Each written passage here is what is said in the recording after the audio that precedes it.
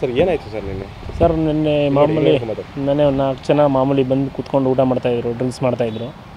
ಮಾಮೂಲಿ ಹೋಗಿ ಬಿಲ್ಕೊಬಿಟ್ಟು ಮತ್ತೆ ಬಂದರು. ಅಷ್ಟೊತ್ತಿಗೆ ಅವ್ರು ಬಂದಿದ್ರು 6:30ಗೆ. ಅವ್ರ ಮೇಲೆ ಲಾಂಗ್ ತಗೊಂಡು ಅಟ್ಯಾಕ್ ಮಾಡಿದ್ರು ಸರ್. ಅಷ್ಟೇ ಆಗಿ. ಎಷ್ಟು ಜನ ಬಂದಿದ್ರು? ಅವ್ರು 4 ಜನ ಇದ್ದರು. 4 ಲಾಂಗ್ ಇದ್ದಿದ್ರಾ? ನಾಲ್ಕು ಲಾಂಗ್ ಇತ್ತು. ಇವ್ರು ಎಷ್ಟು ಜನ ಇದ್ರು? ಅವ್ರು 6 ಜನ ಇದ್ದರು.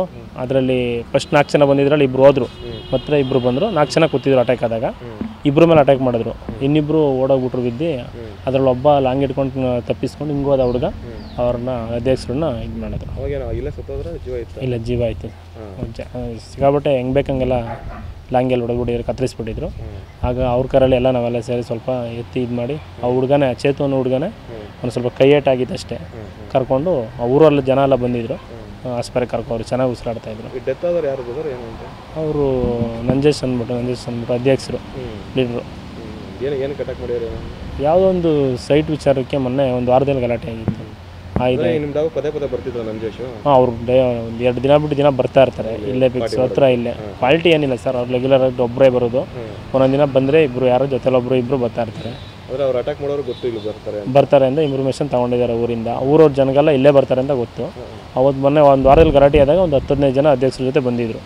ಅವರು ಒಂದು 10 ಜನ ಬಂದು ಪಕ್ಕದಲ್ಲಿ ಕೂತ್ಕೊಂಡು ಡ್ರಿಂಕ್ಸ್ ಮಾಡ್ಕೊಂಡು ಹೋಗಿದ್ರು. ಸ್ಟೇಷನ್ ಹತ್ರ ಏನೋ FIRಗೆ ಬಂದಿದ್ರಂತೆ. ಅವಾಗ ಮಧ್ಯಾಹ್ನನೇ ಬರ್ತಾರೆ ಅಂತ ಬೆಳಗ್ಗೆ ಬಂದಿದ್ರು. ಬೆಳಗ್ಗೆ ಬಂದಿಲ್ಲ, ಒಂದು 3-3:30ಗೆ ಬಂದಿದ್ರು. ಮಳೆ ಬರೋ ಸಮಯಕ್ಕೆ ಬಂದಿದ್ರು. ಬರ್ತಾರೆ ಅಂತ ಬಂದಿದ್ರು. ಬಂದಿಲ್ಲ. ಅವ್ರು ಬರೋದೇ ಯಾವಾಗ 6:30-7 ಗಂಟೆ, 5 ಗಂಟೆ ಮೇಲೆ, 5:30 ಮೇಲೆ ಬರೋದು. ಬಂದರೆ 8-8:30, 9 ಗಂಟೆ. 9 ಗಂಟೆಗಂಟೆ ಇರಲ್ಲ, 8-8:15 ಹೋಗ್ಬಿಡ್ತಾರೆ. ಒಂದೊಂದ್ಸಲ 9 ಗಂಟೆ ಇರ್ತಾರೆ ಜನ ಜೊತೆಲಿದ್ದರೆ.